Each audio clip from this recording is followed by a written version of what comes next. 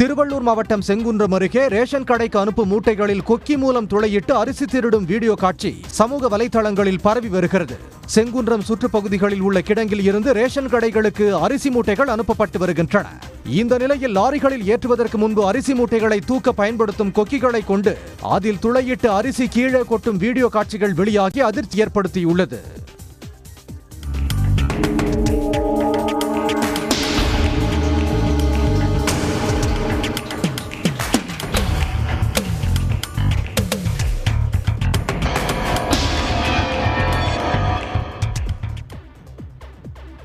தூத்துக்குடியில் தசரா திருவிழாவை முன்னிட்டு வாகம்பெரியால் உடனுரை சங்கர ராமேஸ்வரர் கோயில் முன்பு மாவிளக்கு ஊர்வலம் மற்றும் சப்பர பவனியில் விமர்சையாக நடைபெற்றது. மாநகரின் பல்வேறு பகுதிகளில் உள்ள கிராம தேவதைகளான மேலூர் பத்திரகாளியம்மன், முத்தாரம்மன், உச்சி மாகாளியம்மன், சண்முகபுரம் பத்திரகாளியம்மன் உள்ளிட்ட சாமிகள் எழுந்தருளி காட்சி தந்தனர்.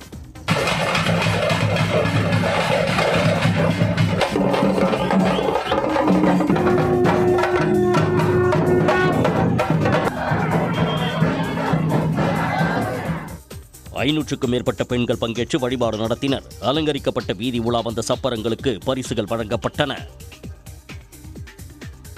திருவள்ளூர் மாவட்டம் திருத்தணி அருகே நடைபெற்ற நலம் காக்கும் ஸ்டாலின் திட்ட முகாமில் திரளானோர் பங்கேற்று பயனடைந்தனர். திருத்தணி அருகே அகூரில் நடைபெற்ற இந்த முகாமில் பொது மருத்துவம், மகப்பேறு, சித்த மருத்துவம், இயன்முறை சிகிச்சை என 17 வகையான சிறப்பு மருத்துவ நிபுணர்களை கொண்டு மருத்துவ சேவைகள் வழங்கப்பட்டன. முகாமில் பங்கேற்ற அனைவருக்கும் இரத்த பரிசோதனை, இசிஜி உள்ளிட்ட பரிசோதனைகள் இலவசமாக மேற்கொள்ளப்பட்டன. முகாமை திருத்தணி தொகுதி எம்எல்ஏ சந்திரன் பார்வையிட்டு சிகிச்சை முறைகளை கேட்டறிந்தார். விழுப்புரம் மாவட்டம் கோட்டாக்குப்பம் அருகே கொடுத்த பணத்தை திருப்பி கேட்ட இளைஞரை அரிவாளால் வெட்டிய இலங்கை தமிழர்கள் 5 பேர் உள்ளிட்ட 6 பேரை போலீசார் கைது செய்தனர். மரக்காணம் அடுத்த அனுமந்தை பகுதியைச் சேர்ந்த ராமலிங்கம் மகன் சங்கர் என்பவர் கோட்டக்குப்பம் அருகே கீழ்புத்துப்பட்டில் உள்ள இலங்கை தமிழர்கள் மறுவாழ்வு முகாமில் வசிக்கும் ஆண்டனிக்கு 17,000 ரூபாய் கடன் கொடுத்துள்ளார். 1 வருடமாகியும் கொடுத்த பணத்தை ஆண்டனி திருப்பிக் கொடுக்கவில்லை என கூறப்படுகிறது. இதை கேட்டதற்கு சங்கரை அரிவாளால் வெட்டியதாக 6 பேர் கைது செய்யப்பட்டனர்.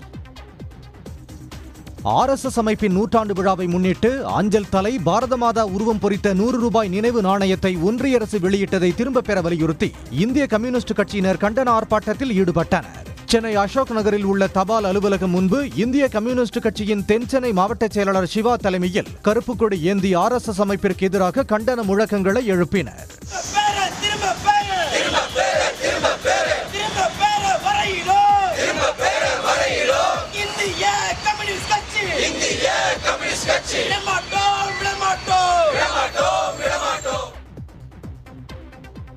திருச்செந்தூர் சுப்பிரமணிய சுவாமி கோயிலுக்கு பல்லாயிரக்கணக்கான பக்தர்கள் தரிசனம் செய்ய வருகை தந்ததால் கூட்டம் அலைமோதியது. குலசேகரப்பட்டினம் தசரா திருவிழா நிறைவு பெற்றதைத் தொடர்ந்தும் வார இறுதி என்பதாலும் பக்தர்கள் எண்ணிக்கை அதிகரித்தது.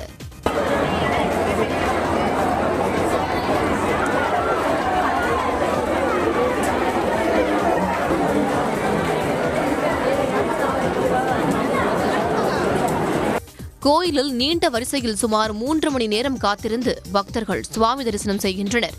கடற்கரை, நாழிக்கிணறு மற்றும் முக்கிய வீதிகளில் பக்தர்கள் கூட்டம் அதிகரித்து காணப்பட்டது.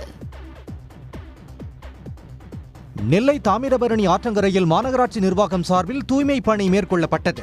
நெல்லையில் நீர் ஆதாரமாக இருக்கும் தாமிரபரணி ஆற்றங்கரையில் குப்பைகள் தேங்கி சுகாதார சீர்கேடு ஏற்படும் நிலை இருப்பதாக புகார்கள் எழுந்தன.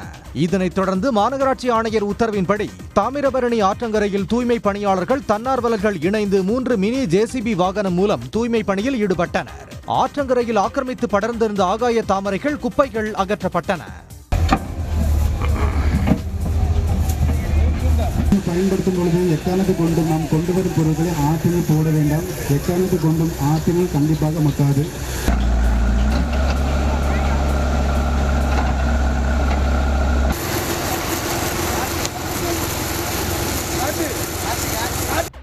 இதனைத் தொடர்ந்து தாமிரபரணி நதியை பாதுகாப்போம் என்று அனைவரும் உறுதிமொழி ஏற்றுக்கொண்டனர்.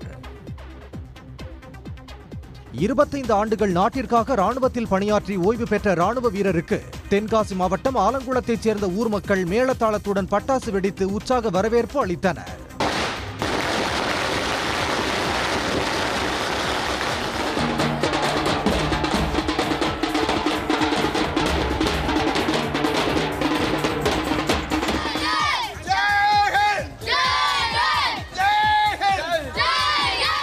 தென்காசி மாவட்டம் ஆலங்குளம் அருகே உள்ள கடங்கநேரி கிராமத்தைச் சேர்ந்த காளித்துறை இந்திய ராணுவத்தில் எல்லை பாதுகாப்பு படை வீரராக கடந்த 25 ஆண்டுகளாக பணியாற்றி ஓய்வு பெற்றார்.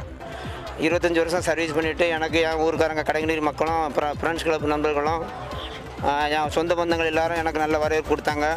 என் ஊர் மக்களுக்கும் பொதுமக்களுக்கும் சார்பாக நன்றி தெரிவிச்சுக்கிட்டேன். சேலம் மாவட்டம் மகுடஞ்சாவடி அருகே 10 லட்சம் ரூபாய் மதிப்புள்ள காரை விற்பது போல் விற்று அதையே திருடிச் சென்ற 3 நபர்களை போலீசார் கைது செய்துள்ளனர். இந்த சம்பவத்தில் 3 பேரை கைது செய்த போலீசார் காரை பறிமுதல் செய்ததோடு நீதிமன்றத்தில் ஆஜர்படுத்தி சிறையில் அடைத்தனர். இந்த சம்பவம் அப்பகுதியில் பெரும் பரபரப்பை ஏற்படுத்தியுள்ளது. நெல்லையில் மாற்றுத்திறனாளி மாணவிகள் உட்பட 1200 பேர் பங்கேற்ற சிலம்பம் சுழற்றும் உலக சாதனை நிகழ்ச்சி நடைபெற்றது.